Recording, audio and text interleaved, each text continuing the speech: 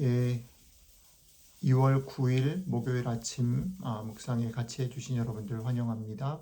오늘 하루도 주님께서 주시는 말씀이 우리들의 삶에 그리고 우리들의 몸에 참 힘이 되고 또 빛이 되고 길이 되는 그런 복된 하루가 되시길 축복합니다. 오늘도 우리에게 주시는 말씀 읽고 같이 말씀 나누도록 하겠습니다. 마태복음 9장 27절로 38절 말씀입니다. 같이 읽습니다.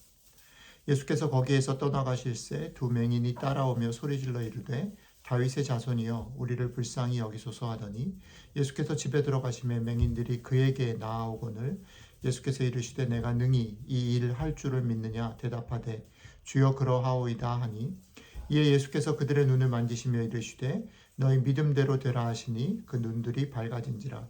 예수께서 엄히 경고하시되 삼가 아무에게도 알리지 말라 하셨으나 그들이 나가서 예수의 소문을 그 온 땅에 퍼뜨리니라.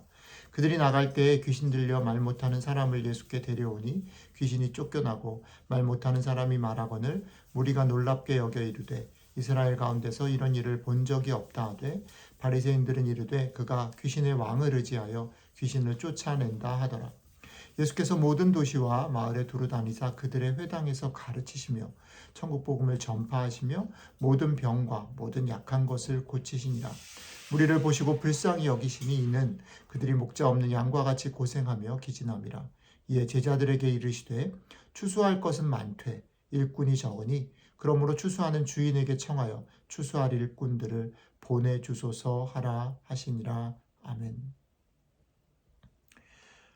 오늘 읽은 말씀은 어제 우리가 묵상을 했던 이야기처럼 두 가지 사건을 소개하고 있는데 이 두 가지 사건이 어제 나눈 패턴을 따르고 있습니다. 어저께 사건을 잠깐 기억해 보시면 회당장 야이로의 딸을 살리신 것과 그 가는 길에 12회를 혈루증으로 앓는 여인이 예수님의 옷을 만지고 병을 고친 두 가지 일이 있죠. 그 속에서 어떤 패턴을 우리가 얘기했습니까? 예수님의 은혜, 하나님의 은혜를 경험하는 일은 사실은 여인처럼 자기가 간절하고 적극적으로 그렇게 할 수도 있지만 야이로의 딸처럼 아빠가 도움을 줘서 그렇게 은혜를 얻을 수도 있다. 그러니까 어떤 것이 계기가 되었느냐, 어떤 형태의 어떤 결과들을 빚었느냐가 중요한 게 아니고 그 모든 은혜들을 베푸시는 분이 하나님이신 것을 우리가 기억해야 된다라고 어저께 패턴을 말씀을 드렸습니다. 오늘도 마찬가지죠. 오늘 첫 번째 사건은 두 맹인이 등장하는데 이 두 맹인은 어저께 여인처럼 자신들이 적극적으로 예수님께 자신의 문제를 해결해 달라고 요청함으로 문제를 해결받았지만 두 번째 사건 속에 귀신 들려 말 못하는 사람은 다른 사람에 의해서 예수님께 나아올 수밖에 없는 그런 존재였지요. 어저께도 말씀드렸듯이 예수님을 만나고 은혜를 경험하고 우리가 기도의 응답을 받는 일은 우리의 열심이나 간절함에 달려있지 않다라는 것입니다. 그렇기 때문에 어저께 무슨 말씀 드렸습니까? 우리의 열심이나 간절함을 너무 의지하거나 자랑하는 것은 적절한 태도가 아니라고 말씀을 드렸습니다. 그러니까 이것을 기억하셔야죠. 하나님 앞에서는 겸손히 매일매일의 은혜를 구해야 된다는 겁니다. 우리는 하나님의 은혜가 아니고서는 우리가 할 수 있는 일이 없고 어떻게 보면 숨쉬는 것조차 감당할 수 없는 사람들이라는 하나님 앞에 겸손한 태도를 취하라는 거죠. 그렇지만 하나님 앞에 겸손하게 은혜를 구하고 주님이 주시는 하나님 주시는 은혜를 받았을 때에 그 은혜를 힘입어서 우리는 우리들 앞에 놓인 어떤 위험이나 어떤 문제나 어떤 상황에도 위축되거나 그것에 덮임받으면 안 되고 그것들을 해결해 주실 하나님이 우리 편이시기 때문에 우리의 기도를 들으시고 우리에게 은혜를 주셨기 때문에 오히려 우리 앞에 놓인 그런 어려움과 문제들을 당당하게 담대하게 헤쳐 나가야 된다라고 어제 말씀을 드렸습니다. 자, 오늘은 그런 이야기의 반복 강조 속에 뒷부분에 한 얘기가 더 포함되어지는데요. 이어지는 말씀 속에서 오늘 마태복음은 예수님께서 이 땅에서 행하신 일을 세 가지로 요약해서 소개하고 있습니다. 첫 번째는 예수님은 이 땅에서 오셔서 가르치셨다라고 말합니다. 그리고 두 번째는 예수님은 이 땅에 오셔서 복음을 전파하셨다 말합니다. 또 예수님께서는 이 땅에 오셔서 모든 병과 약한 것을 고치셨다라고 말합니다. 예수님은 가르치시고 전파하시고 약한 것과 병을 고치시는 이 세 가지를 하셨다라고 얘기합니다. 그리고 이어지는 말이 뭐냐면 이런 예수님의 세 가지 사역에 있어서 중요한 동기가 있는데 그게 뭐냐면 무리들을 보며 불쌍히 여기시는 마음 때문에 그것이 동기가 돼서 그 일들을 하셨다라고 성경은 말합니다. 특별히 예수님의 눈이 갈 바를 알지 못하고 방황하는 모습에 대하여 그렇게 불쌍히 여기는 마음을 느끼셨다라고 이야기합니다. 그렇게까지 설명하고 난 다음에 마태복음이 우리에게 뭘 얘기를 하냐면 이제 주님께서 그를 따르는 제자들에게 하나님께 기도할 것을 요청하십니다. 그런데 하나님께 기도할 것을 요청하신다라는 건 자연스러울 수 있지만 이 부분들을 읽어가다 보면 대단히 중요한 지점이 나온다라는 거죠. 기도의 내용이 뭐냐면 추수할 것은 많은데 일꾼이 적다라는 것입니다. 추수할 것은 많은데 일꾼이 적다라고 말하면 생각해 보십시오. 결국은 일꾼을 보내달라고 기도하라고 할 때 일꾼이 누가 되는 것입니까? 그 제자들이 될 것입니다. 자, 그렇다면 조금 더 간편하고 적절하고 빠른 건 뭐냐면 너희들이 제자가 돼서 너희들이 추수를 하러 나가라라고 얘기할 수 있습니다. 너희들이 그 일을 해라라고 말씀하실 수 있다라고 저는 생각합니다. 그런데 우리 주님께서 부득불 그렇게 하지 않으시고 하나님께 추수할 일꾼들을 보내어 달라고 기도하라라고 요청했습니다. 명령하셨습니다. 자, 이게 무슨 의미일까라고 생각해 보면 좋겠습니다. 때로 우리는 은혜를 받고 우리의 마음이 정말 하나님의 나라를 위해서 불타고 오를 때에 오해할 수 있습니다. 내가 무언가 주님의 나라를 위해서 일해야 되지 않을까? 내가 무언가 할 수 있는 일이 있지 않을까? 내가 열심히 그것들을 해야 되지 않을까라고 생각하는 것입니다. 그러나 오늘 예수님은 그것에 대해서 명확하게 선을 긋습니다. 그분의 나라의 일은 우리가 하는 것이 아니라는 것입니다. 우리가 이룰 수 있는 것이 아니라는 겁니다. 그것은 철저히 하나님 아버지 손에 달려 있다라는 겁니다. 그렇기 때문에 우리가 해야 될 1차적인 일은 뭡니까? 나가서 무언가를 섬기기 전에 어떻게 해요? 기도해야 하고 그분의 허락을 기다려야 합니다.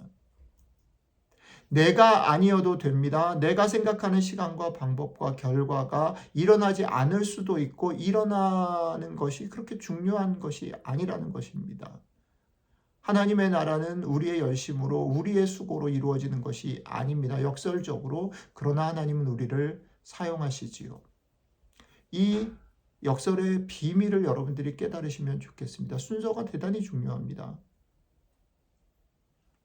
우리들이 하나님의 나라를 이루어가는 것이 아니라 하나님이 우리를 부르셔서 그 일에 참여하게 하시는 것이죠. 그러니까 나서기 전에 우리가 하나님의 허락을, 하나님의 때를, 하나님의 방법을 구하고 기다리는 일들이 선행되어야 한다는 것입니다.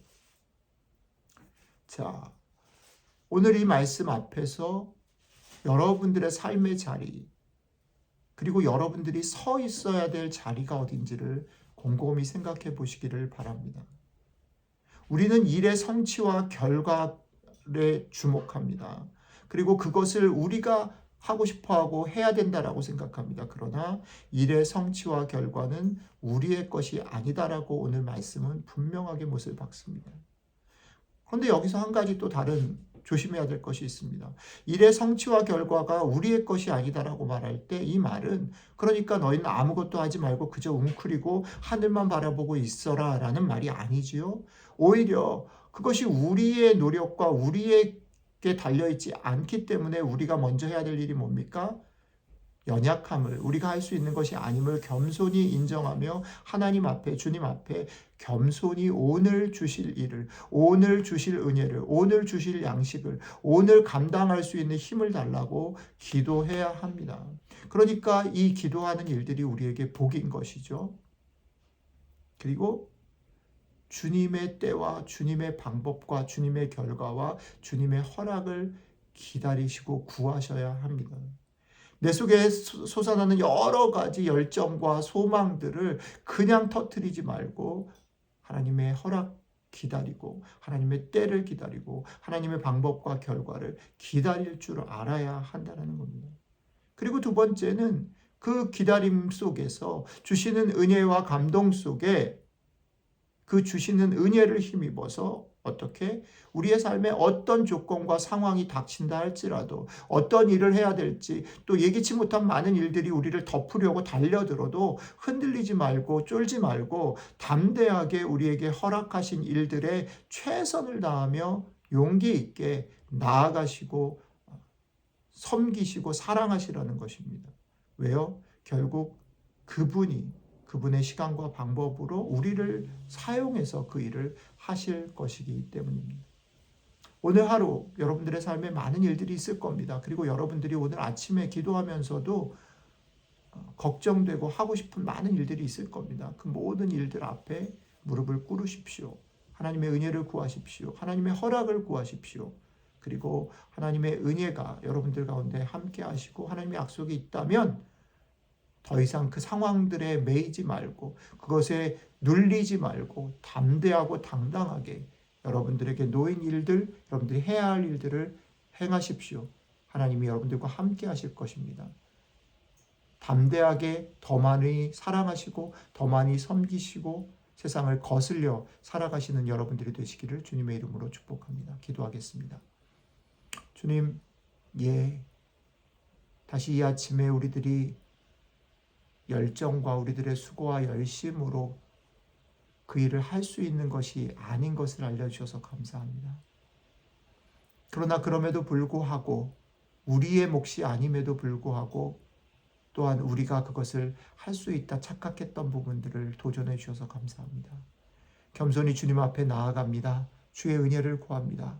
오늘 하루도 살아갈 수 있는 용기와 믿음과 힘이 필요합니다. 주여 불쌍히 여겨 주시옵소서.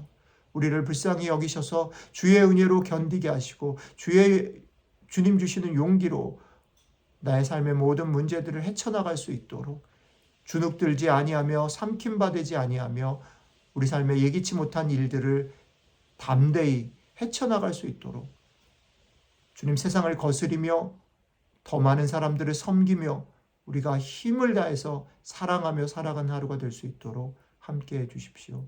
감사드리며 우리 주 예수 그리스도의 이름으로 기도드렸습니다. 아멘.